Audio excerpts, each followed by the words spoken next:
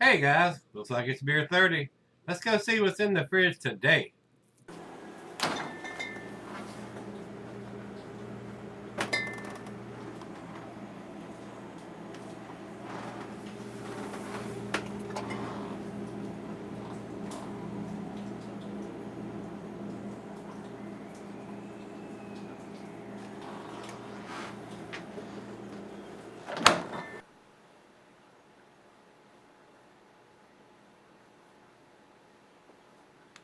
Hello everybody, welcome to Gregsbeerreviews today. Thanks so much for stopping by. I do appreciate it. Guys, we're going to wrap up the beer mile package that Jeremiah sent me from Hot Butcher for the World. This is their Telehopic, and it is a 7.5%, done with Mosaic, Sultana, and Columbus hops. Double IPA, 7.5% alcohol by volume, and this one was put in the can on 04/28/20. So not quite a month old, about 3 weeks old. So big 16-ounce can with a heat shrunk label on it, and got a telescope on the front of it there. These guys make some outstanding beers, guys. If you can get them, you need to pick them up, especially if you like the style of beer, a lot of New England styles and stuff like that. Very, very tasty beers. I would buy their beers if I could get them here, guys. I've said that on just about every beer review from these guys that I have reviewed. So let's jump on. These guys are up in Illinois. Untapped has the exact same. Would you like to chat with an Alexa Prize social bot?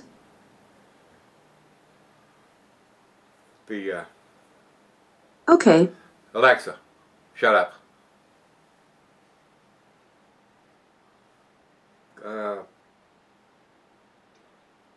Where was I? Before I was so rudely interrupted. 7.5%, dates on the bottom of it, hops are on the front of the can. So that's all we need to talk about. That's the second time she's interrupted me. I'm going to have to unplug her dumb ass. Alright, into the glass we go. Very hazy. Very cloudy.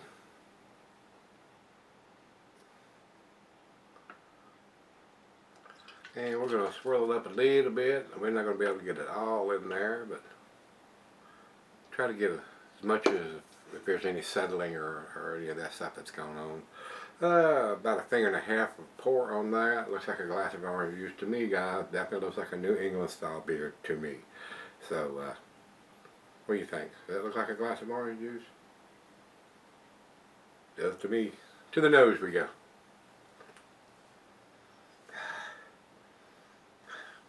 Off the chain hop aroma, guy. Very citrusy. Hints of mango, tropical fruits, pine. A little bit of pineapple, maybe some grapefruit in there, some oranges. Smells awesome. Let's dive in. Cheers, everybody. Cheers, Jeremiah, and everybody. Every single one of you at Hot Butcher for the World. You guys rock. I say that all the time. You make some awesome, world-class beers. Cheers.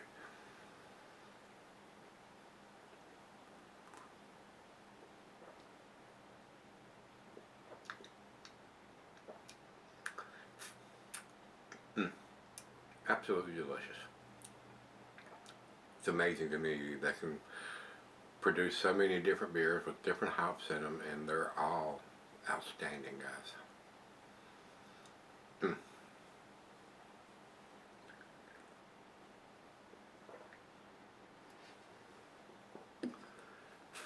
If I was in the vicinity of this brewery, I would have a reserved parking place there.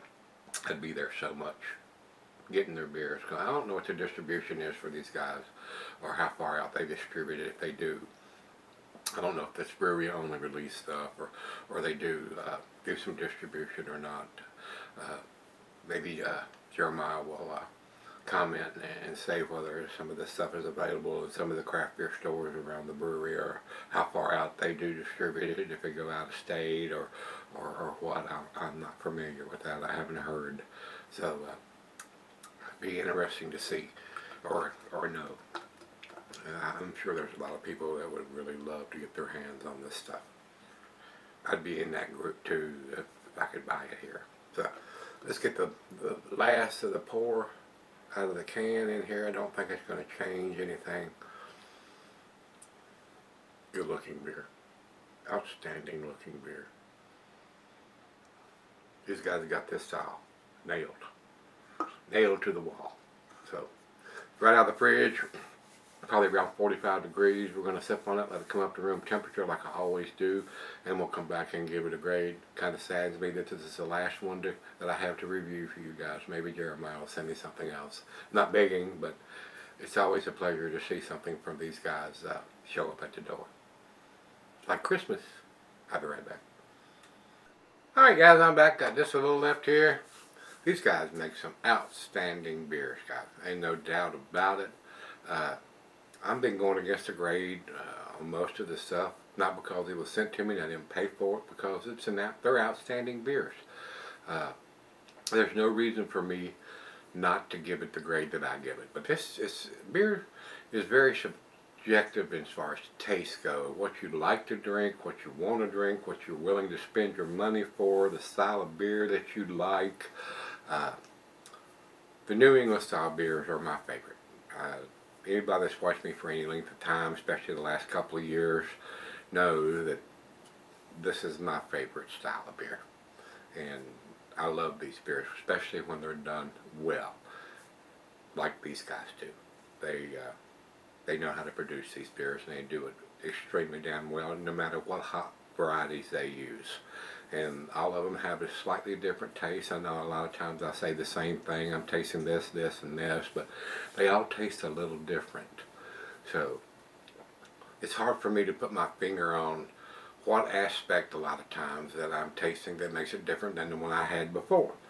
So I'm just telling you my opinion, and it's all it is. It's just my opinion. If I could get these beers, guys, I would buy them religiously.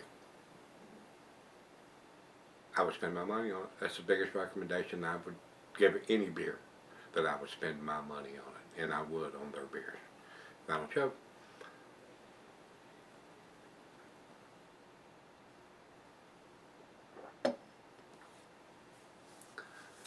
Wow.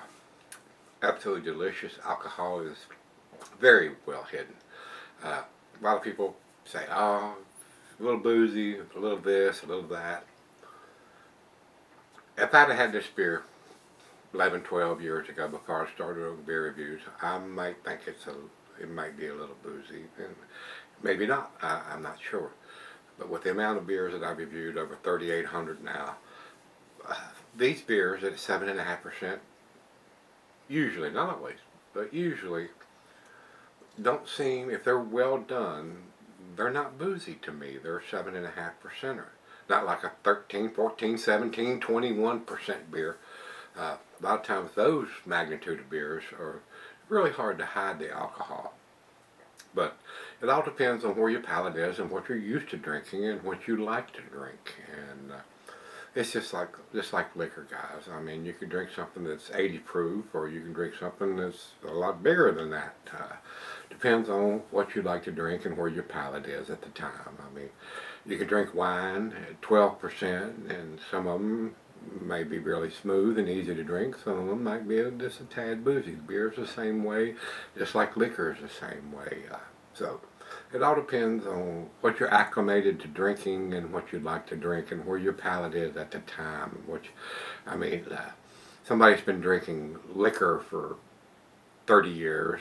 It's not going to like a lighter ABV liquor as opposed to something heavier or something a little bit well made. And that is for cigars. I mean, it's mild and medium bodied and full bodied. So it all depends on what you like. And beer is the same way. It's very subjective. So with that being said, guys, to me it's a 10 beer. I'm going to give it to 10. It's 100 for me. Over to Beer Advocate, they say 88. If you think this beer is an 88, you bought the wrong beer. No doubt about it.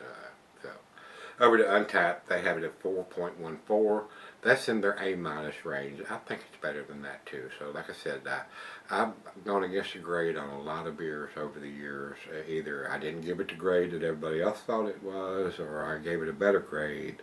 A lot of times we're pretty much in par with it, but sometimes we're not. And to me, Hop Butcher for the World beers are some of the best. I would put them right up there in the same league with Treehouse and Trillium and a lot of other beers that are produced that are done extremely well. World class, outstanding beers, and that's what this is to me.